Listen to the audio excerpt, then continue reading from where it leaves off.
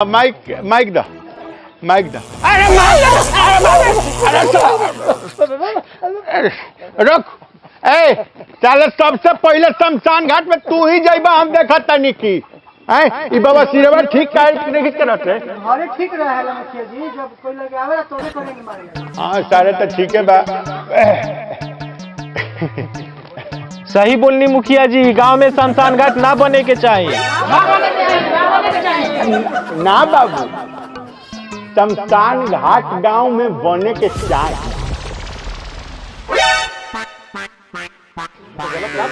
मुखिया जी तो पलट गइल।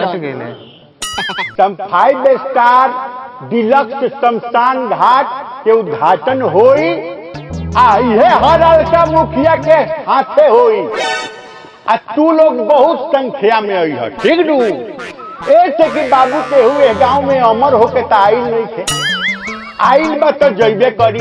तो हमनी के जो 10 कोस जाए के पड़ेला उन्हें दक्षिण अपना गांव में सब काम हो जाए। बाकी ना हनु और यह लोग उद्घाटन में ठीक नू ए हइले रे पकड़ भैया मंगरू भैया साला झबरू चाचा लागत ई हरालका मुखियावा शमशान घाट ना बने दी। तो अब का कल जाई?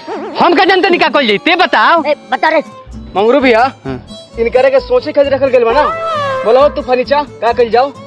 अरे बोले के का बा, कांटा से कांटा निकाल देवे के। कांटा देखो अपना शमशान घाट के उद्घाटन मुखिया जीवा से करवा देवे के बा।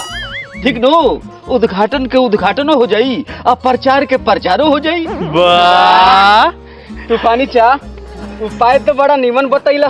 हां तो बाकी हराका मुखिया बिना दर्शन के उद्घाटन ना करी। अरे तो दिया ही ए मंगरू, देखो तो बगलिया में कितना पैसा बा। 1 मिनट 3 दिन रुको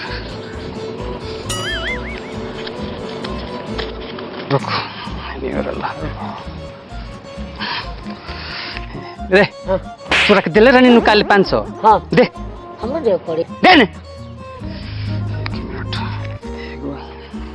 1 2 3 4 5 6 1 मिनट 2 3 4 5 6 3000 बा। 3000 बा। हाँ। ए तो बहुत बा, काम हो जाई। चलो लोग चल चल चल चलो, चल चलो। चल चल चल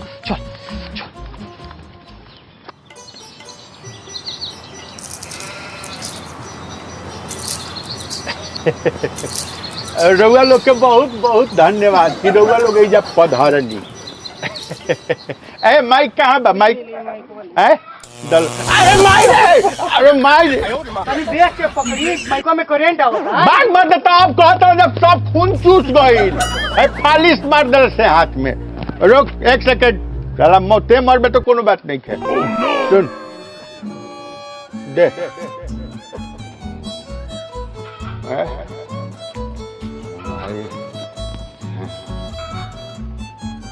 ठीक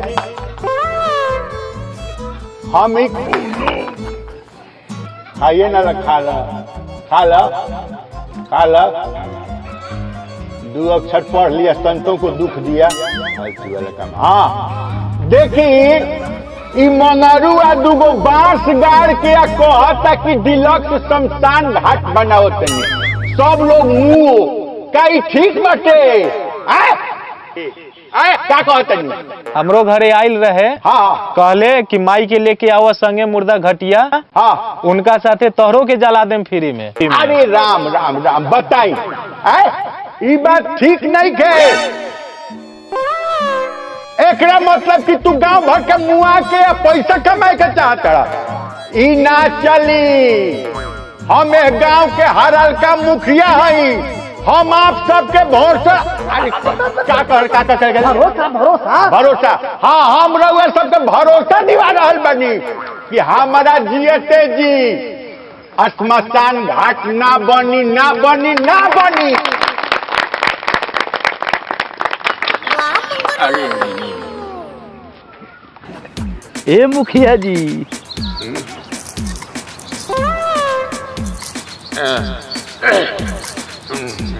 एक सेकंड ए ले ले पकड़ अरे माई रे ऐसे तक ले भैया ला नंबर दे आफत कर ले एक सेकंड हम बस आवत तनी हैं तनी समाट हाँ अरे वो जाए बस लागता माफी उफी मांगे आइल बेलो हमरे से ए एकदम पक्का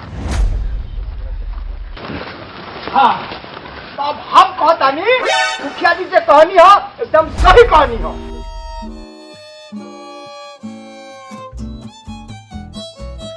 क्या मंगरू ये सब क्या होता तूफानी चा हाँ बताई। ए मुखिया जी, का रउआ डिलक्स शमशान घाट के उद्घाटन करे के बा उद्घाटन जी। उद्घाटन कर लोग घरे घरे घूम घूम के कहत चलता लोग कि मुँह जा कुल पगलाइल बड़े से हो जब बैठल बड़े से कुल हुए हमेशा हम ही बुझत नहीं कुल आफत कैले बड़े से मुखिया जी ये लोग के मालूम नहीं थे हाँ। कि भिखारीपुर में शमशान घाट खुलला से हाँ। मुआला में कितना आराम हो जाई। अरे राम मुखिया जी अभी 10-10 कोस दूर जाए के पड़ेला और ऊपर से दुनिया भर में पैसों लागे। पैसा लगी ना पैसा तो लगबे करी सुनी मुखिया जी, पहले नसबंदी भई रहे, हाँ भई रहे नोटबंदी भई रहे, मेहरारू बंदी भई रहे, मेहरारू- माने बंदी भई रहे। हाँ बंदी भई रहे लोग विरोध कैलक कि ना कैलक, कैलक बाद में फायदा जब जान गइलक हाँ। तो ओकर सपोर्ट कैलक। कैलक रौरा तो नसबंदी करेला रहनी। हम नसबंदी अरे माने एकर मतलब कि रौरा नसबंदी के कैंप लगोइला रहनी नु। कैंप लगौले रही वही न हाँ। हमनी के मुँहे खातिर कैंप लगवावल जाई या मुआवल जाई। अरे राम राम बाकी बाकियों की कुछ ना मुखिया जी, रवा के पूरा पेमेंट दिया ही। ए बबुआ दो मुखिया जी के। हम चूहे ना है में डालो है में डालो तो हमनी के पाका समझी जाए मुखिया जी। एकदम सीमेंटेड तो काल के डेट अनाउंस कर दिया बाकी तूफानी चा करी। शमशान घाट के उद्घाटन खातिर एगो लाश तो चाहिए नु।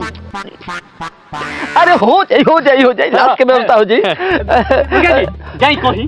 अरे वो खुशखबरी सुनाई। खबर सुना दी। ए मुखिया जाई। जाते नहीं हम जाते अरे जाई ना जाई। ए मुखिया जी अरे जाई ना जाते नहीं भाई काम हाँ माइक दो